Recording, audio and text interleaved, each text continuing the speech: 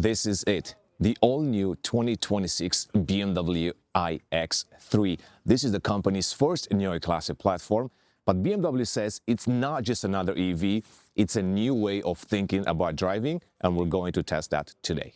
For the past few years, BMW has been teasing this moment, a clean slate electric SUV with a brand new brain inside called Heart of Joy. So today, here in Spain, I'm going to drive it for the first time to find out, is this the best electric SUV BMW has ever built? Let's go and find out.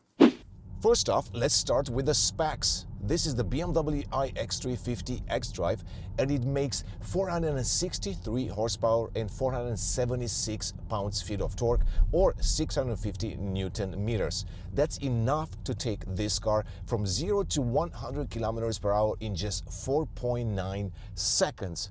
Sport mode activated. Dragy Pro setup, Dragy app, let's go. All right, so let's see what we got. So the app says 4.5 seconds, which is faster than a 4.7 that BMW claims to get with this car. So as always, the car is a little bit faster than BMW lets us to believe.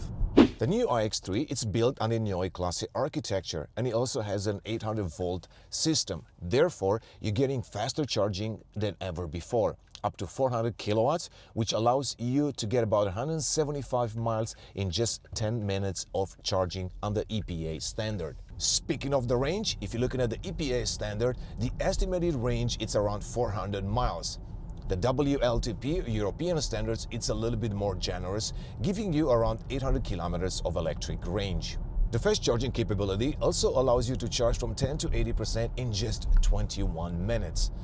The battery capacity, it's 108 kilowatts hour net.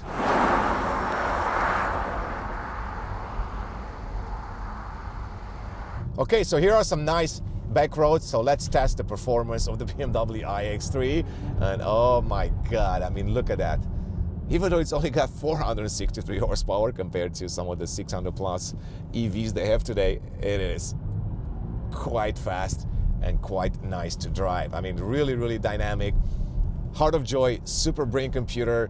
The latency, it's almost non-existent. Therefore, the driving dynamics will be impressive in this car. And look at this. I mean, the car stays composed on the road so nicely. You're turning in, no slip at all.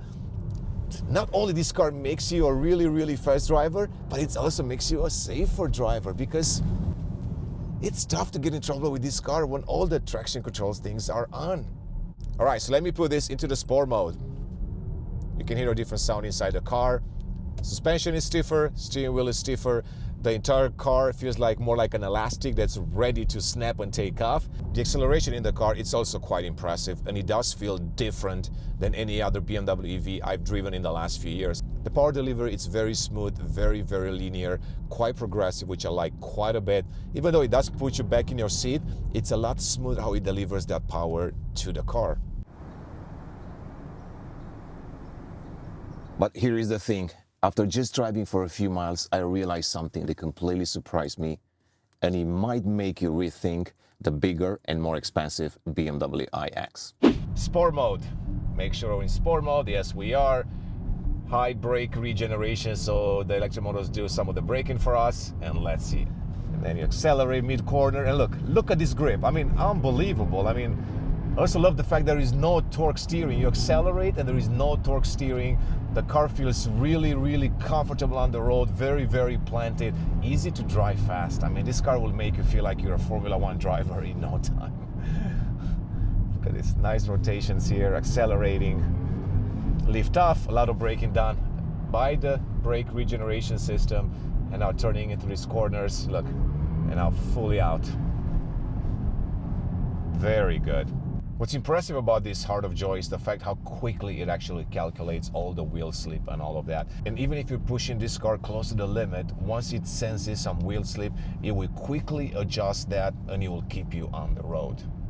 Look right here, turning in, lifting off, enough braking done. And look, it's starting to slip a little bit, and then the car just starting to apply the brakes. Unfortunately, I can't really show it, but when the car felt like there is a lot of wheel slip, when it felt like it's losing traction, not only it applied the brakes, but that supercomputer kind of kicked in and adjusted the power balance, and here I am, safe and sound. When I started the journey, the computer was showing almost 700 kilometers of electric range. Right now I'm on 82%, and it's still showing about 669 kilometers left. The steering, of course, like all the newer BMW electric systems, doesn't get a lot of feedback, but it's enough to kind of know what the front end is doing. It's enough to go fast through some of these corners with small adjustments. And of course, if you don't like this, you can always go to the comfort mode and use that for daily driving.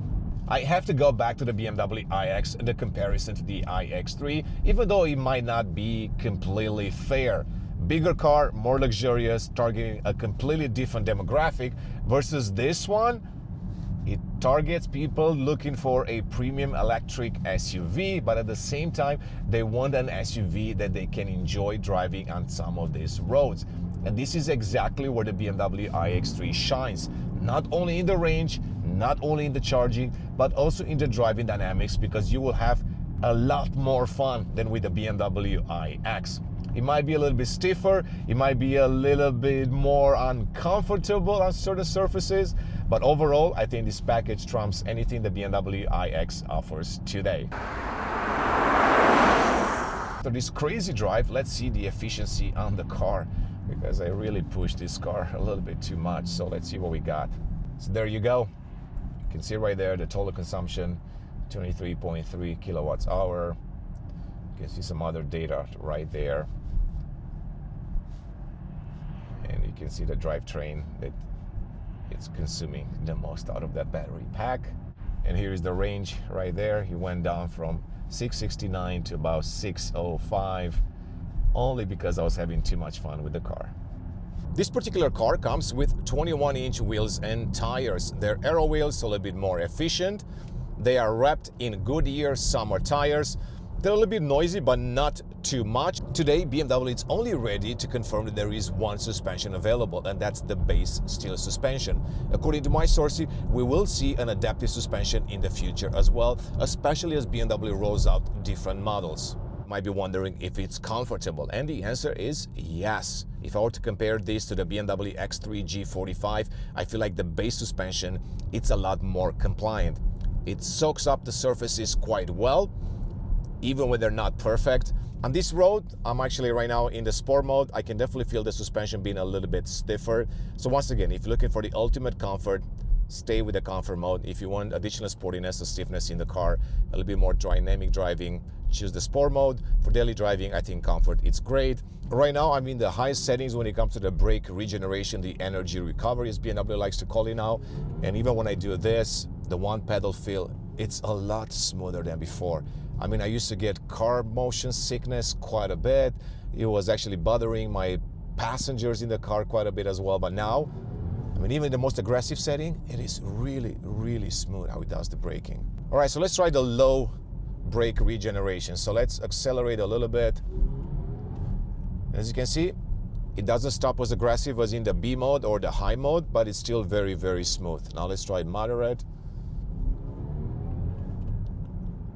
So smooth. It's almost impossible to show this through video, so you'll have to experience this on your own, but I'm quite impressed with the brake regeneration capability in this BMW iX3. Now you can do high, and now everything is a lot more aggressive, and you can see the car pretty much brakes on its own almost instantly.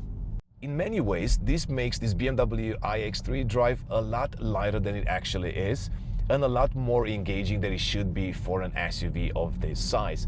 And it gives me a lot of hope for future models like the BMW i3 sedan, and even about the BMW M3 electric, which should be the pinnacle of the entire Neue Klasse lineup.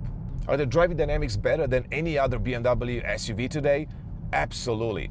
Even if you look at the combustion-powered cars, of course, you're getting that emotional sound in the car, but when it comes to the driving dynamics, I don't think there is any other BMW SUV today that can match the performance and the driving dynamics of this car. And speaking of performance, I'm heading to the Ascari track right now, and we're gonna put this car on the track and see what it can do. So I'm about to go for a drive now on the track here in Ascari. You can see we have all these BMW iX3s lined up. We have a high performance tire right there. You can see 21 inches Michelin. So proper tires. It's a different setup than on the base car, which is a square setup. This is staggered, so for higher performance. You can see right there the Pilot Sport for EVs, 21 inches. And we're just gonna go push the car, see what it can do. All right, so there we go. We're on the iconic Ascari racetrack, following a BMW M5 competition, MotoGP safety car. We have the green light, which means we're ready to go on the track. So the idea of this one is really, once again, to test the driving dynamics of this car. We will do some emergency lane change. We're going to do some braking from 120, 130 kilometers per hour to 0 to test that braking capability as well. All right, let's see what this car can do. 463 horsepower, but of course, a lot of instant torque.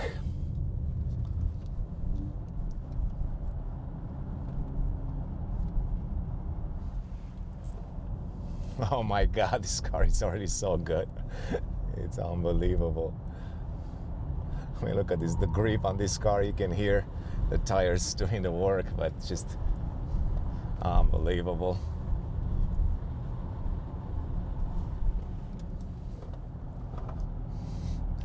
I mean, it's so good on the track, honestly.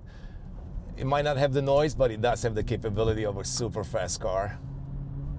All right, let's push it a little bit, Roman. Let's push it. We increase the speed a little bit. Increased speed means increased fun.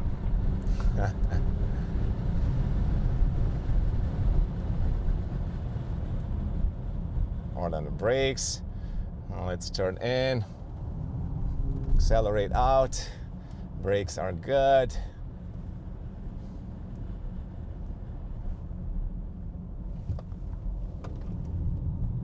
Giving a little bit more slip angle right there. Now I just floor out. Look at this grip. My God, so good. Hard on the brakes. Release, turn in. And look at this grip on this car. You can hear the tires doing the work, but stays composed. The slalom increases the distance to the front car a little bit, and entering speed will be 60. All right, so 60, let's see.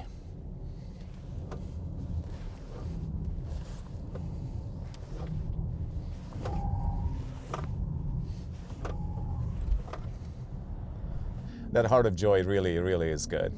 All right, still be more dynamic driving. Next right turn is a really close turn, remember? Oh, this is so nice.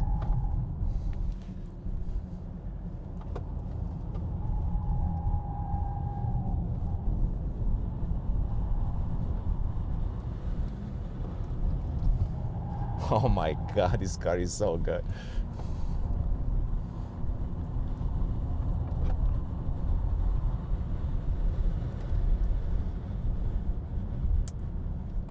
Left turn is a hairpin again.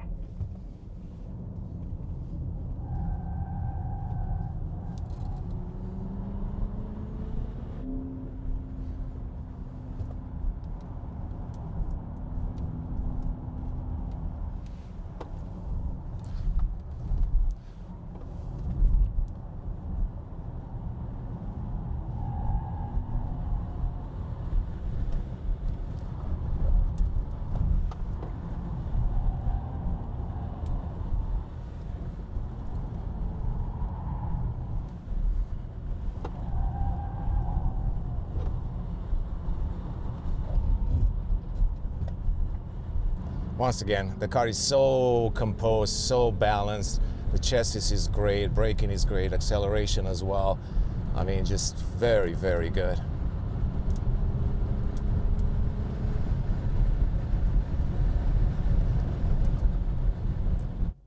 It's hard to appreciate this car unless you're on the track, because on the road you'll never be able to do this. You'll get in trouble in no time, and I don't suggest you doing this, but the car is very capable. The driving dynamics, honestly, Neue Klasse architecture and the Heart of Joy will change a lot of things. And I think when we see the i3 and the M3 Electric, will be quite impressive what BMW achieved with this platform.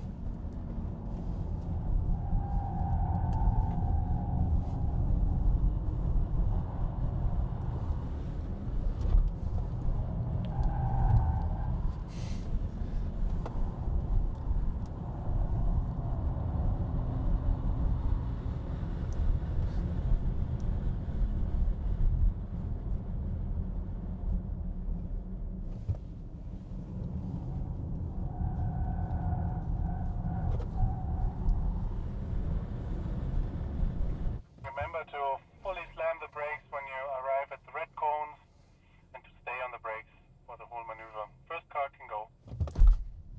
All right, here we go.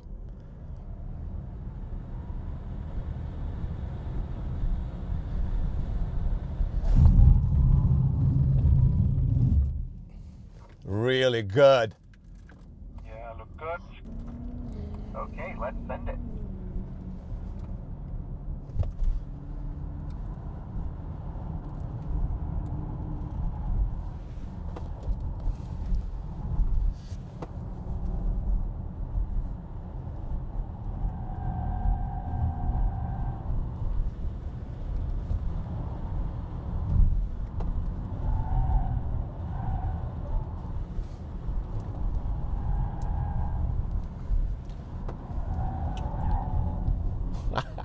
I mean, even if you try to spin this car, you really can't. The grip, it's unbelievable.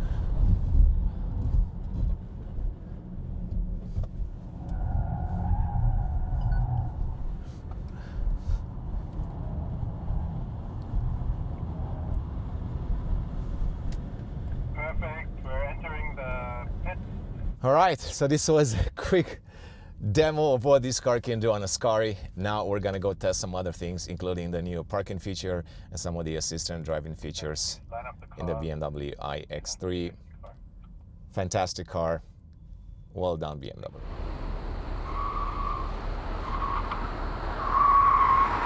BMW iX3, it's not all about dynamic driving, it's also about highway driving and daily driving. So the base suspension, it's actually quite good in this car. I did have a chance to test it in Miramar on their test track, where we went over some really rough surfaces, and I was quite impressed with the rebound of the suspension. And it's exactly the same thing that I'm experiencing today on the highway as well. It is quite smooth pavement, but there are some oscillations at some point, and there is some roughness in the road, yet you don't feel that too much through the body of the car.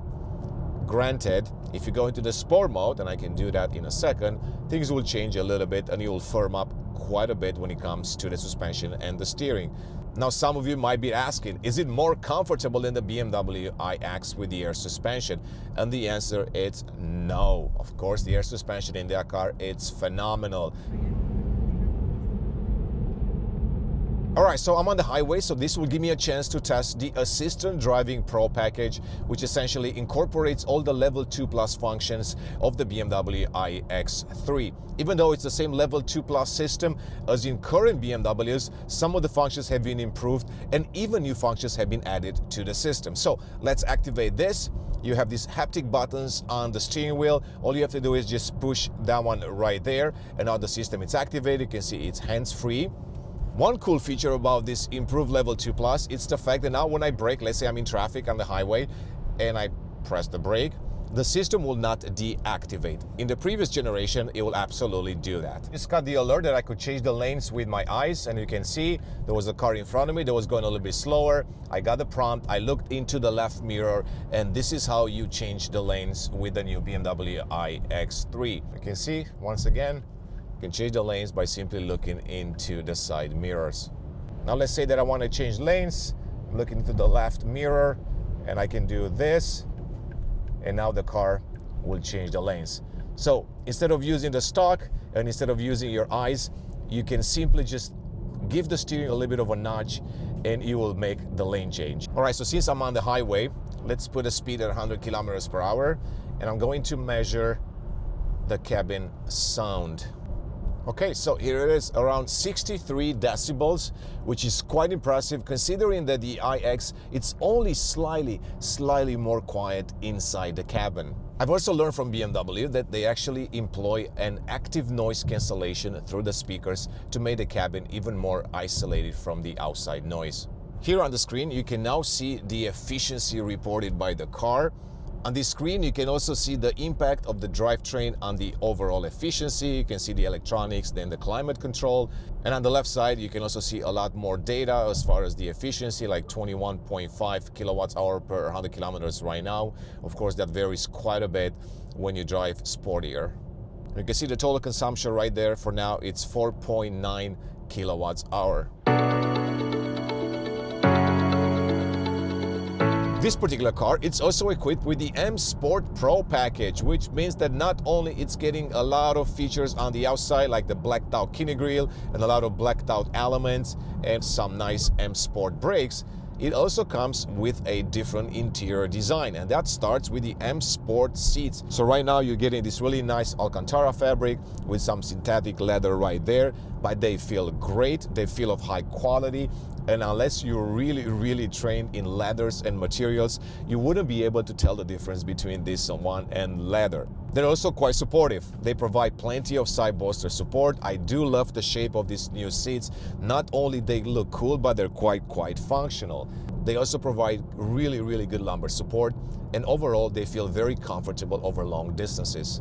The best part of these seats also is the fact that you have a thigh support extension. So the base seats, if you get in the base seats, you won't have the option to extend the thigh support. But when it comes to the M Sport seats, you can simply just pull this lever underneath and you can extend that quite a bit. And if you feel like you need more pampering, you can absolutely use the massaging feature in the seats. Unfortunately, there is one thing that's missing from the car so far, and that's ventilated seats.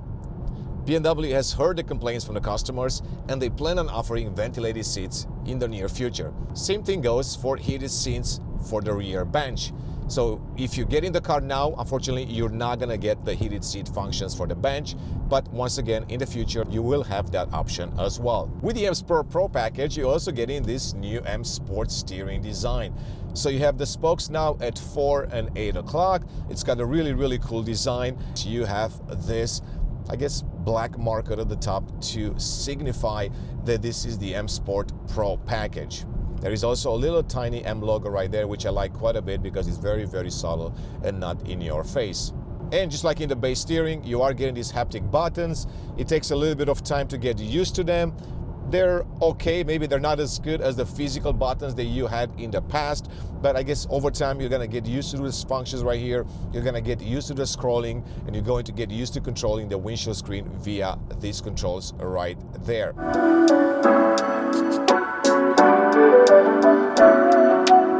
Now when it comes to the interior space, this is the beauty of an EV first platform. The same thing with the BMW iX. You have a lot of room not only in the front but also in the back. In fact, if you go to the rear seats, you will notice almost as much space as in a BMW X5, which is quite impressive.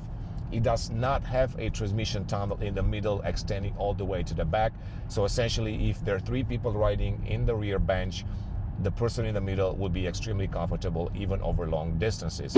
All right, so a lot of you have been asking about the seat size in the car. So here's the tape measure. Let's do a bit of testing here. So here we go.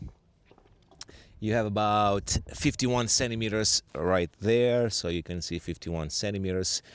You can extend this, as I said, if you have the M Sport package and the seats, M Sport seats. Right now it goes up to about 56 centimeters right there. Now the width, let's see the width. So just inside right there, it's about 32 centimeters. Of course, the entire length right there, it's 49 to 50 centimeters. Height, I can do the height as well. Might as well. Overall, all the way up to the headrest, it's 84. There you go for the rear bench. About 45 centimeters right there. And the length of the bench, it's around 128. Now let's see the trunk as well. So we can do the measurements here too. With the seats up, you have about 100 centimeters, and in width you have about 120. All the way it's about 135, or just this section right there without the sides, it's 105. Underneath here you can see about 50 centimeters in width and about maybe 100 in the length. So this is how you access the frunk of this car. So right here, and pull that lever. You can see it's already open. Pull it up. You can see this cover on top. That's essentially to keep the water out. And you can see the front space. You have the charging cables right there. You have this inflator air kit. One thing that I've learned, even though it says it's waterproof, it's essentially waterproof for the water to not get inside this space. If it does, there are a couple of small holes right there, and apparently it will drain. So this is the 17-liter frunk in the BMW iX3. All right, so we were gonna do a rear bench test with 3 adults. I'm 1.9 meters tall. Remind me how tall we were? 2 meters and 5. No, just kidding. 183. On a good day. On a good day. And about 1.88, 1.89? Oh, 1.85. Okay, 85 on a good day also. All right, so I am the tallest one, so I'm already feeling better a little bit. Okay, so basically 3 adults in here. Let's see if we can fit in this BMW iX3. So, okay, it's a little bit tight, but not too bad. I mean, if we go a little bit like that, then I guess we can fit. Of course, this car is not made for 3 large adults. Past their prime also to fit in here, but if you have 2 adults and 1 child, should be plenty of space. You can see right there, because there is no transmission tunnel in the center, you have plenty of space to spread your legs over long distances. So plenty of headroom, and of course you can recline the bench if you want as well. So not too bad for an SUV of this size. Guys, thank you so much. Really appreciate it. You're welcome. Always a pleasure to have these nice male models with me all the time. Again. Again and again. And talking about more space in the car, you have plenty of storage space right here. You have the wireless charger in the middle right there in a vertical position, so it's easy to look at your phone if needed as well. Only the left side is charging the phone, the right side it's not. It doesn't have the latest standard, so charging will be a little bit slower, but I think BMW will improve this in the future. When it comes to storage, cup holders right there, adjustable of course, so we can accommodate all these American drinks. And then right here, right underneath this floating console, you have more additional space with this really nice rubber underneath, which will make things not slide around. And your typical storage space right there. Now, as you can see, this car comes with a glass roof, and unfortunately BMW will not offer a retractable sunroof or moonroof. We've talked about this in the past. They keep pointing to data saying that a lot of customers were not using that, even though I see a lot of customers complaining about the lack of this in this car and also in the G45 X3. I'm not sure what's really the reason behind leaving that out. I do like this huge panoramic glass though. It does feel like the car is a little bit more spacious inside, roomier. It brings a lot of light in. At the same time, it seems to block the sunlight quite well, so it doesn't get too warm inside either. The other major change in the car, you're not having a start and stop button. So now to start up the car, all you have to do is get inside the car, push the brake pedal, flick this gear shifter, gear toggle, whatever you want to call it, into the drive mode, and the car will start. Overall, the interior, I feel like it's a step above the BMW X3 G45. The materials feel more premium. Even the switches and the buttons on the door handle right here, they do feel a lot better than in the BMW X3.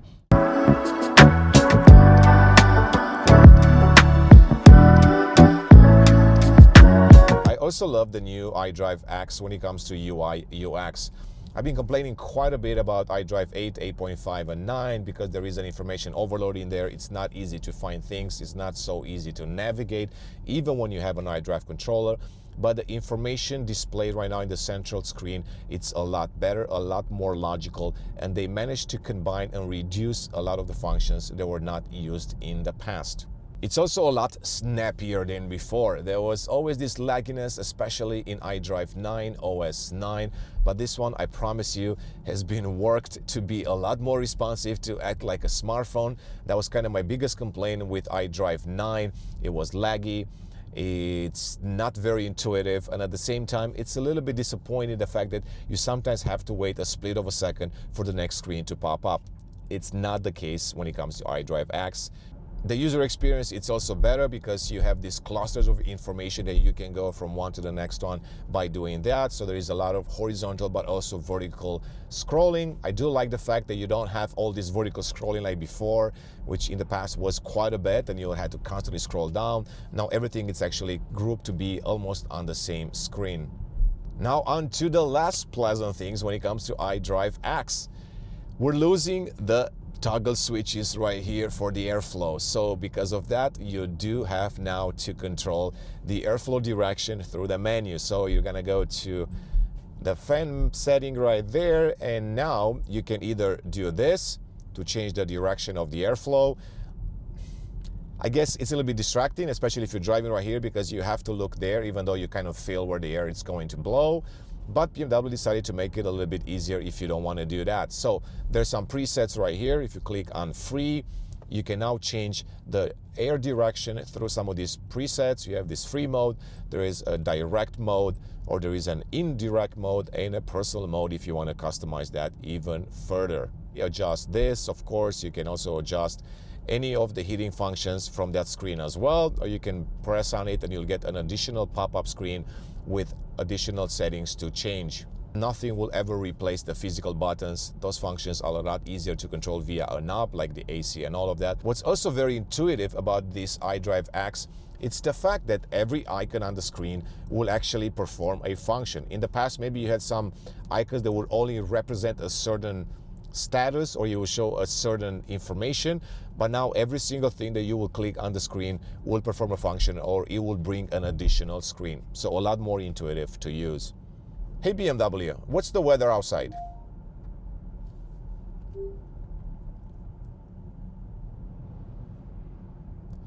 There we go. The weather has been displayed right there on the screen. Now let's say that you don't want to play around with all the menu settings and all of that. You can have some shortcuts set up. So you can swipe down and now you can see some of the shortcuts that I've set up right here. And of course, I always recommend you doing this because it will make navigating the system a lot easier and a lot faster if you know exactly what you're going to change on a more daily basis.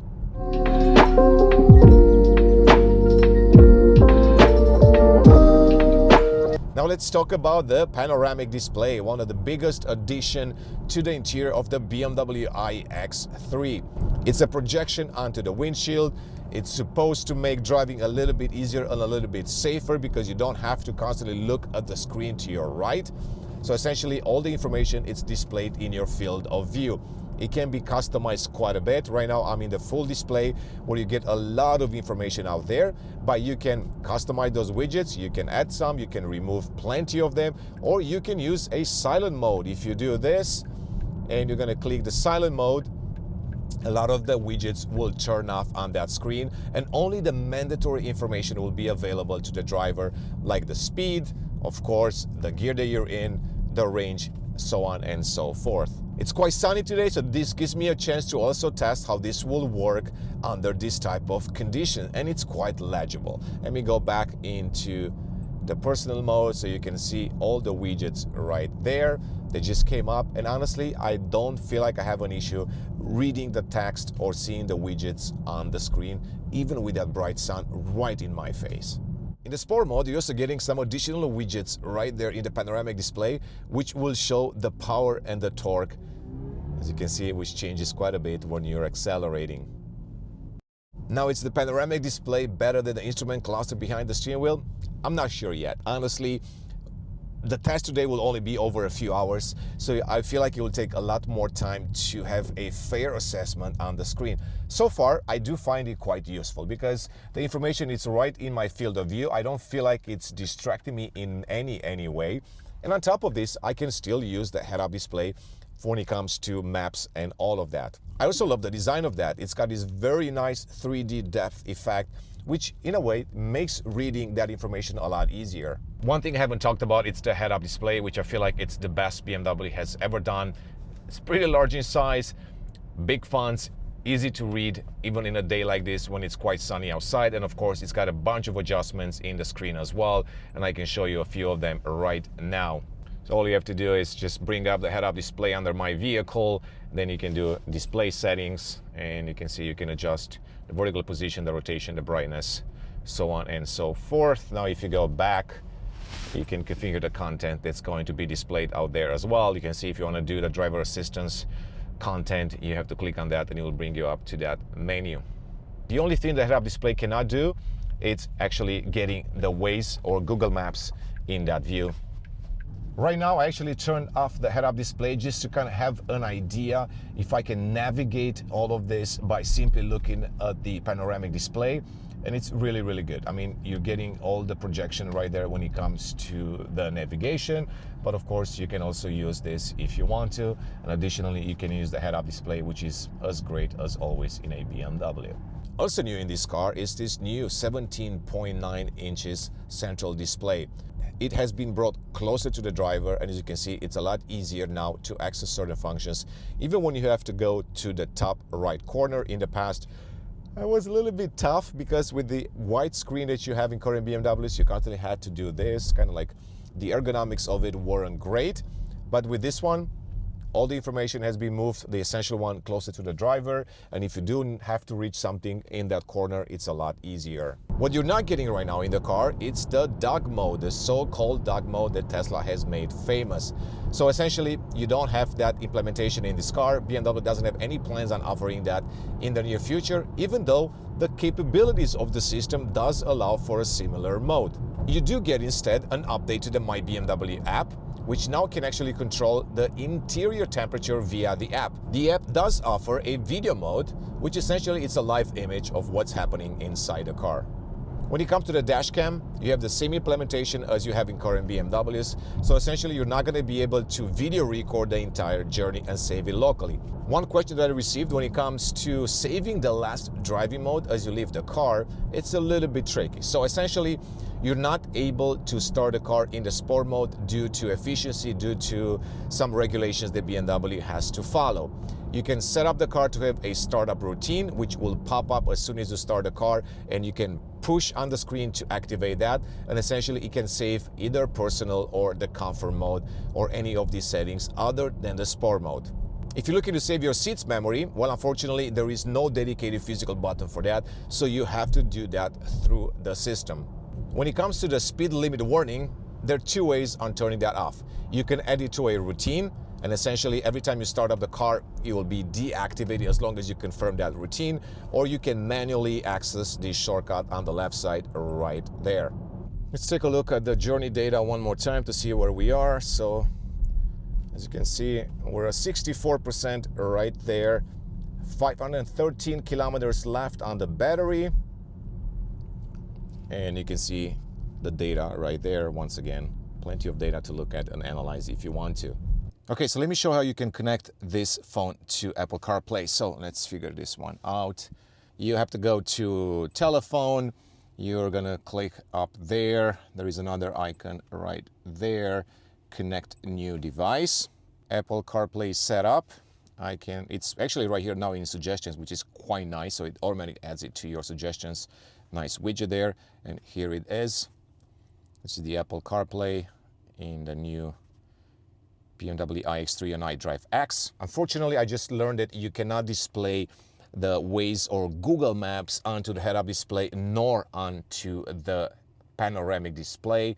You can have the Apple Maps right there displayed, and there are a few other integrations, small integrations between the Apple CarPlay here with the panoramic display. Let's find Waze. You can see this is something that we use a lot in the US. Put a hotel destination, and we can hit go now. So let's take a quick look and see how this works, and then we switch back. So there we go. You can see right there that nothing is being displayed onto the panoramic vision, but you are getting the map right there, and of course there is nothing on the head-up display. You still can pinch it, so pretty much the same thing as before, so no change whatsoever. Apple Maps, perfect. Some directions there. Let's hit go, and now you can see displayed right there. You can definitely do the zoom in and zoom out, so better integration. And you can also see now the navigation right there displayed onto the panoramic, but also on the head-up display. Hopefully you can see it. It's a little bit sunny here, but I think I'm gonna be able to see it in the footage. So that was a quick demo of the Apple CarPlay in iDrive X. Fortunately, there's still some limitations there, which has to do with data sharing, how much data they want to share with other parties, for example. So this is why the deepest integration right now is still with Apple and with Apple Maps.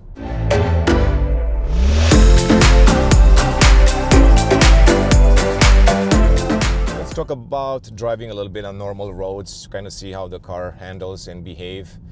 can see right here, quite easy to maneuver. Right now I'm not in the one pedal mode, but I'm gonna switch over because I like the braking that it does, especially in traffic. It's a small car, right? It's not gonna drive as a big car. You've seen it driving dynamically already, so you can tell that it's meant to be quite fun as well. But granted, this will be also a very good daily driver. That's the idea of this car more than anything else. Okay, let's do one more test. So we've done the 100 kph noise test, was around 63 decibels. Right now we're going about 50 kilometers and that. So let me bring up the app one more time. So there you go, around 57.5 decibels when running at around 50 to 60 kilometers per hour.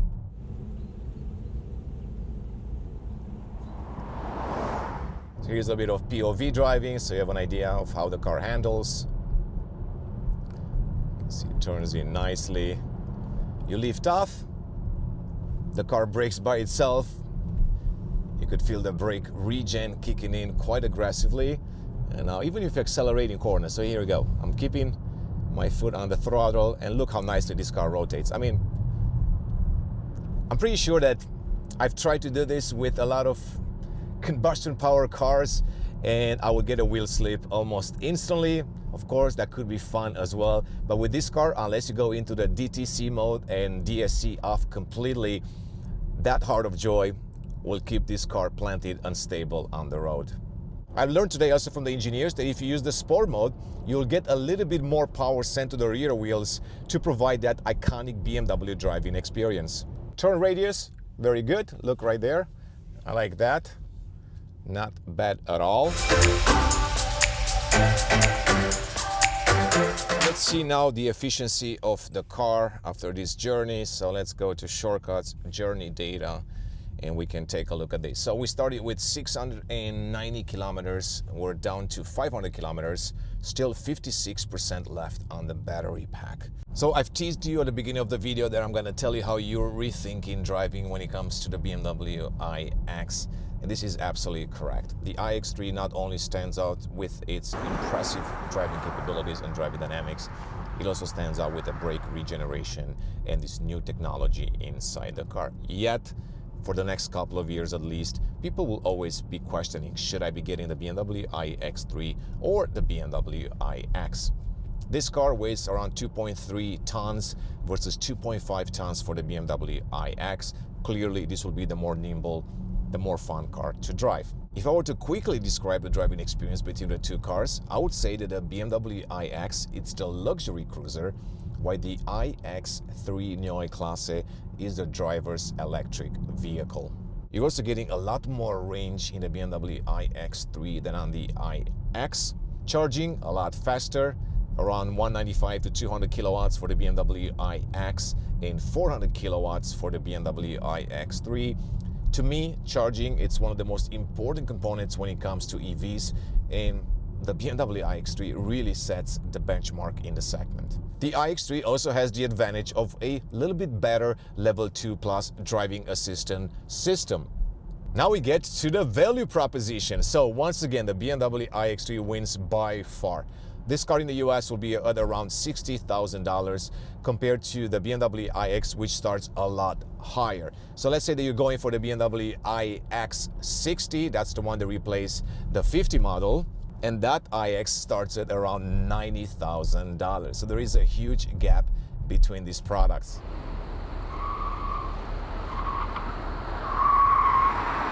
So conclusion, the BMW iX3, it's by far the best electric vehicle they've ever built.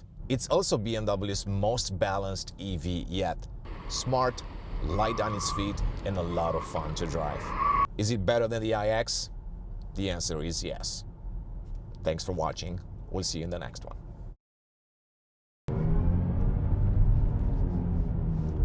All right, so let's do a little bit of dynamic driving. See, I mean, the car is so good. I mean, look, almost no body roll. Accelerate, brake hard, turning in. So good. I mean, this car, it's unbelievable. The car just rolls nicely through the corners. You lift off, the car does the braking for you just enough to slow you down to roll through the corner. and then you accelerate, and look at this. Braking a little bit, starting in. Very, very good.